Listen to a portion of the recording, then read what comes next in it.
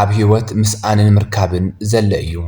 ዝነበሮም ሓፍቲ ስኢኖም ናብ ጎዳና ወይ ድማ ለመና ወፂኦም ምርኣይ ግን ኣዝዩ ልብኻ ይሰብረካ እሞሲ ኣብ ናይ ሎመዓልቲ ቪድዮይ ኣብ ዝኾነ ግዜ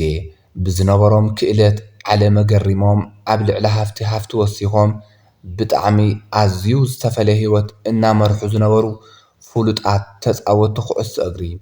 ኣዝዩ ብዝገርም መልክዑ ዝነበሮም ሃፍቲ ኩሉ ስኢኖም ናብ ኣዝዩ ዝኸፍአ ህይወት ዝኣተው ፍሉጣት ተፃወቲ ኩዕሶ እግሪ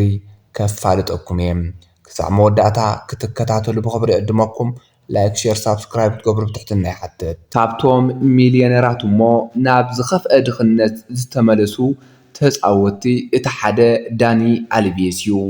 እዚ ብራዚላዊ ኮኸብ ኣብ ባርሴሎና ወርቃዊ ዓመታት ዘሕለፈ ሚስ ሜሲ ብምዃን ብዙሓት ዋናጩ ዝዓተረ ኮኸብ ተፃዋቲ ነይሩ ኣብ ናይ ሓንቲ መዓልቲ ስሕተት ግን ናይዚ ሰብ ህይወት ከም ዘይነበረ ገበረቶም እቲ ኩነታት ዝተፈጠረ ከምዚ እዩ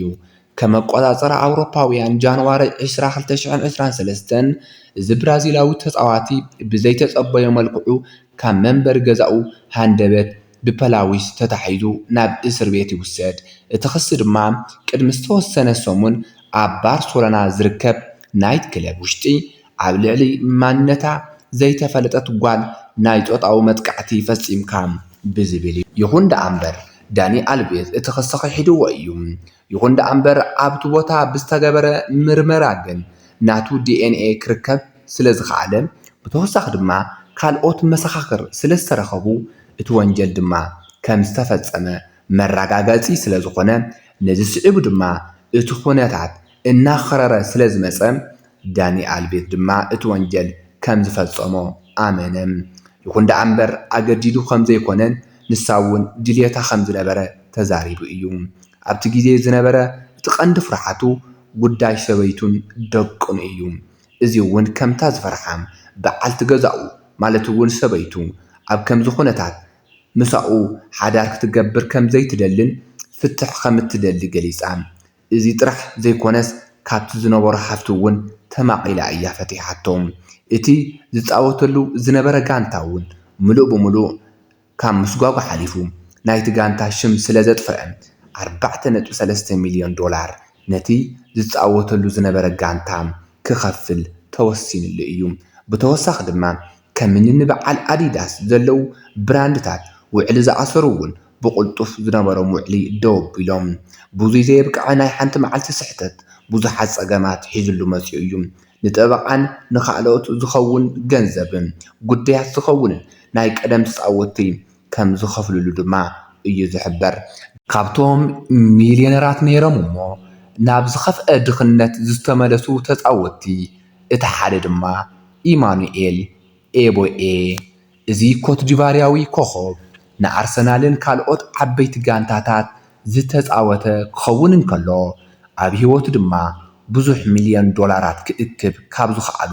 ፍሉያት ኣፍሪካውያን ተፃወቲ ሓደ ነይሩ ምንታይ ዳኢ ካብቲ ዝነበሮ ወርቃዊ ሃፍትን ዝናን ናብ ዘይሮ ተመሊሱ ናይ ኢማኑኤል ኤቦኤ ፍልይ ዘብሎ ዘይከም ካልኦት ተፃወቲ ገንዘቡ ኣብ ሱስን ኣብ ቁማርን ኣብ መስተን ኣይኮነን ኣጥፊእዎም ብሰንኪ ልዑል እምነቱ ጥራሑ ክተርፍ ክኢሉ እዩ ወዲ 37 ዓመት ኢቦኤ ዕድመ ልክዑ ዘዋህሉ ሃፍቲ ብገዛ በዓልቲ ገዛኡ ወይ ድማ ሰበይቱ እዩ ተመንጢሉ ተኻሂዱ እዚ ተፃዋታይ ብሓደ ግዜ ካብ ሚልዮነርነት ናብ ዘይሮ ወሪዱ ናብ ዝኸፍአ ድኽነት ኢማኑኤል ኤቦኤ እቲ ካብ ሚልዮነርነት ናብ ዘይሮ ዝመለሶ ጉዳይ ከምዚ ኢሉ የስታውሶ ሰሪሐ ዘምፃእኽዎ ኩሉ ገንዘብ እትቆፃፀሮ ሰበይተይ ኦሬል ነይራ ኣነ እውን ስለ ዝኣምና ጥራሕ ፈርም ኣብ ዝተባሃልክዎ ወረቐት ኩሉ ይፍርም ነይረ ኣብ መወዳእታ ግን ኣካውንተይ ባዶ ትሪፋ ደቀይ ሒዛ ጠፊኣ ሕጂ ምንም የብለይን ኣዝዩ ብጣዕሚ መሕፈሪ ሰብ ኮይኑ ኣለኹ ሰለስተ ደቀይ ኳስ ክርኢ ኣይከኣልኩን ናብ ኣደባባይ ጎደና ወፅየ ክልምን ቀሪበ ኣለኹ ክብል ንናይ ሃገሩ ሚድያ እቲ ጭንቀት ኣተንፊስዎም ኣሚኑን ፈቒዱን ብዝተመርዐዋ ሰበይቱ ዝተሰረቐ ዝተጠለመ ኢቦኤ ኣብዚ ሕጂ ሰዓት ካብ ዝኾነ ቦታ ናይ ረድኤት ፃውዒት እንተዝግበረለይ እእዳዋይ ዘርጊሐ ክቕበል እየ ክብል ተዛሪቡ ስለዚ ኣብዚ ሕጂ ሰዓት ብዙሓት ይቦኢ ናብ ጎደና ከይወፅእ ሓጊዞምዎ እዮም ዋላት ናይ ቀደም ወርቃዊ ህይወቱ እንተዘይተመለሰ ኣብዚ ሕጂ ሰዓት ግን ማእኸላይ ዝበሃል ናብራ ይነብር ኣሎም ኢማኑኤል ኦቤኢ ናይ ቀደም ናይ ኣርሰናል ኮኸብ ተፃዋታይ ካብቶም ሚልዮነራት ሃፍታማት ዝነኛታት ዝነበሩ ናብ ዝኸፍአ ድኽነት ዝተመለሱ ተፃወቲ እቲ ሓደ ድማ ሮናልዲንሆ ጎቾ ኣጋጣሚ እዚ ሽም ዘይፈልጥ ሰበሎ ኢልካ ምሕሳብ ከቢድ እዩ እቲ ምኽንያት ድማ እዚ ተፃዋታይ ኩዕሶ እግሪ ዝፈትው ጥራሕ ዘይኮኑስ በቶም ኩዕሶ እግሪ ዘይፈትው እውን ዝፍቶ ናይ ኩዕሶ ጠቢብ ስለ ዝኾነ እዚ ተፃዋታይ ንባርሴሎና ንኤሲ ሚላን ዝመሳሰሉ ዓበይቲ ጋንታታት ዓብዪ እጃም ዘወፈየ ብራዚላዊ ኣብ ዝኾነ እዋን ድማ ናይ ዓለምና እቲ ክባር ተኸፋሊ ንምዃን ክበቅዕ ዝኸኣለ እዩ ሮናልዲንሆ በቲ ዝነበሮ ፍቕሪ ዳንስን ዳንኬራን መስተን ግን ናይ ኩዕሶ ህይወቱ ኣብ ሓፂር ግዜ ተባላሽ እዩ ኣብ ናይ ኩዕሶ እግሪ ህይወቱ ብዙሕ ሚልዮን ዶላራት ከም ዝሓዘ በቲ ዝነበረ ናብራ ይፍልጥ ግዜ ክድርቤካ ከሎ ኣይፍለጥን እሞ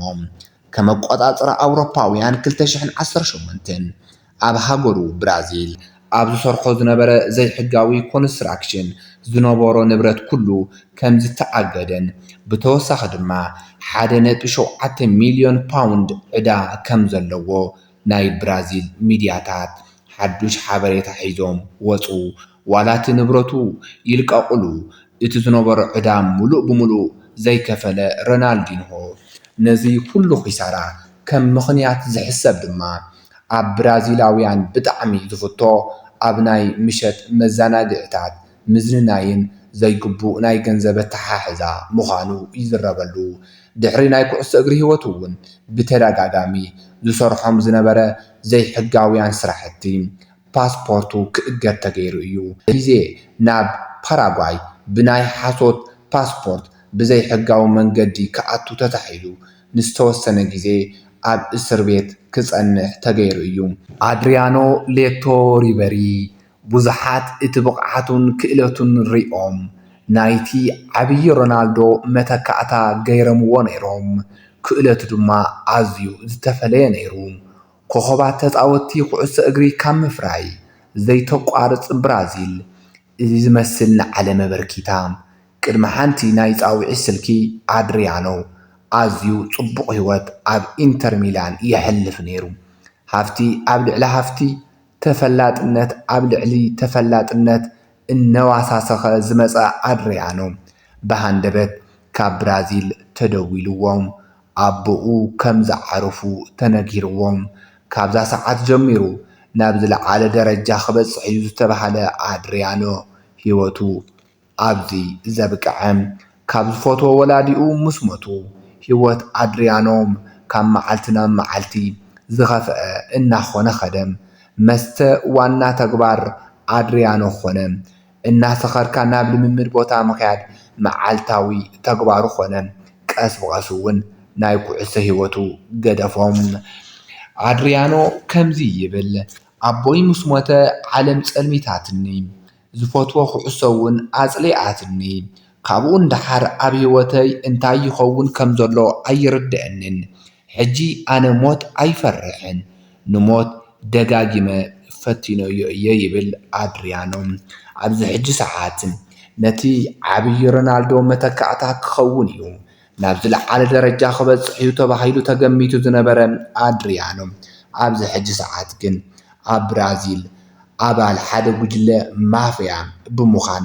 ሕማቕ ህይወት ይመርሕ ኣሎ